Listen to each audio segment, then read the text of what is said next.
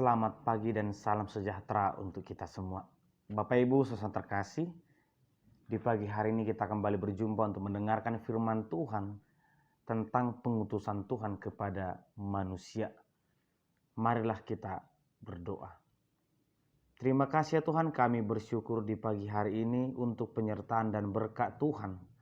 Kami akan mendengarkan firman-Mu, berkati kami Tuhan. Di dalam nama anak Yesus Kristus kami berdoa dan mengucap syukur. Amin. Firman Tuhan tertulis di Galatia pasal pertama ayat pertama.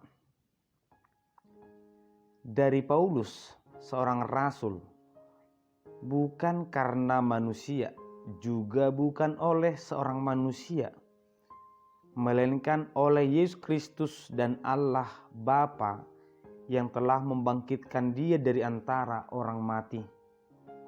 Ahu surat nisi Paulus apostel dada sia jolma, dada marhite sian sada jolma, alai marhite sian Yesus Kristus, jala marhite sia debata ama, naung paheon ibana sian namate. Demikian pembacaan firman Tuhan. Bapak Ibu saudara terkasih, ketika kita berjumpa dengan seseorang yang tiba-tiba baik, mungkin pikiran kita tidak langsung bersyukur, tapi mempertanyakan ada apa, atau ini maunya apa. Bisa jadi kita malah berpikir negatif.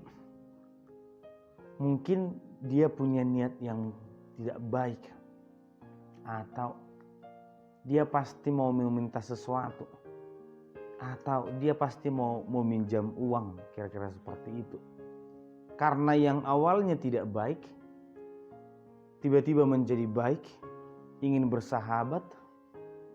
Nah, mempertanyakan seperti ini ya mungkin sering terjadi, karena ketika sesuatu terjadi di luar kewajaran, di luar kebiasaan. Oleh karena itulah orang mempertanyakan Paulus. Mungkin bukan mereka, seandainya kita pun ditempatkan kepada jemaat Galatia yang melihat kekejaman Paulus, tiba-tiba dia datang ke bait suci, dia datang ke tengah-tengah orang yang sedang beribadah. Kita akan berpikir apakah dia ini nabi palsu, apakah dia ini serigala yang berbulu domba, apakah dia ini orang yang sedang mencari cara baru untuk merasuki orang Kristen, untuk menghancurkan persekutuan. Itu mungkin akan terpikir, karena memang dia bukan salah satu dari 12 murid Yesus yang jelas-jelas memiliki pengetahuan yang luar biasa karena diajari langsung oleh Yesus Kristus.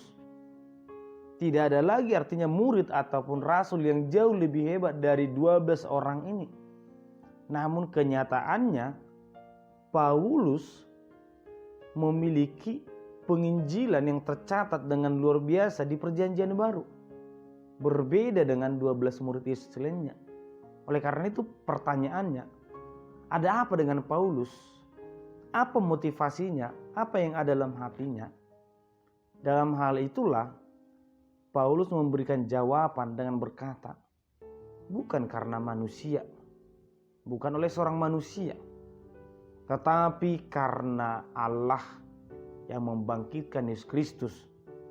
Itulah yang mengutus Paulus memberitakan Injil. Dan dia juga menjawabnya di ayat-ayat berikutnya. Murid-murid memang diajari oleh Yesus, tetapi aku bukan salah satu dari mereka, dan aku tidak diajari oleh manusia, tetapi Roh Tuhan yang mengajari aku. Bapak Ibu saudara terkasih, mungkin kita pernah melihat banyak kebaikan, dan sepertinya itu nyaman dengan kebaikan itu. Baik karena ada utang budi, baik karena sedang menginginkan sesuatu. Biasanya ketika yang diinginkan tercapai, maka sifatnya akan berubah. Banyak yang baik hanya karena memang formalitas atau menjaga kepribadian. Dia baik karena di depan orang, karena memang dia memiliki kedudukan, tapi sebenarnya aslinya dia berbeda. Dan banyak kebaikan itu karena memang itu cara dia mencari uang. Dia menjadi figur yang menghasilkan uang dari kebaikannya. Tapi kebaikan-kebaikan seperti ini mungkin disenangi oleh banyak orang. Tidak peduli motivasinya apa. Yang penting aku melihat dia baik. Yang penting tidak mengganggu. Tetapi firman Tuhan menawarkan satu kebaikan bukan karena manusia. Dan bukan untuk manusia, tetapi karena Tuhan. Banyaknya alasan seseorang untuk berbuat baik itu bisa terbentur ketika si penerima kebaikan itu memberikan respon yang berbeda. Saya baik karena saya memiliki motivasi yang baik, tapi saya bisa berubah menjadi tidak baik ketika orang yang menerima kebaikan saya tidak saya senangi. Ketika orang lain memberikan respon yang berbeda atau aneh, mencela saya atau menghina saya, maka saya akan berkata, ya udah saya tidak mau berbuat baik kepadamu. Ya udah saya tidak mau lagi menolongmu. Tetapi itulah perbuatan baik untuk manusia. Kita selalu diajarkan, lakukanlah segala sesuatu bukan seperti untuk manusia, tetapi untuk Tuhan. Karena memang dibutuhkan kebaikan yang tidak bisa berubah. Kebaikan yang tidak berubah meskipun orang lain menolak. Yesus datang ke dunia ini bukan karena manusia, bukan karena siapa orangnya, tetapi karena Tuhan mengutusnya untuk menyelamatkan, untuk memberikan jalan keselamatan kepada manusia. Sehingga kebaikan Paulus, pelayanannya bukan karena kemauannya, tetapi karena Tuhan memilihnya, Tuhan mengubah dan Tuhan mengutus sehingga dia datang.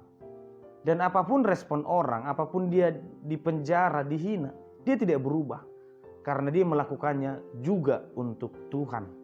Oleh karena itu Bapak Ibu saudara terkasih, Tuhan juga mengutus kita menjadi pemberita Injil, menjadi sumber berkat kepada semua orang.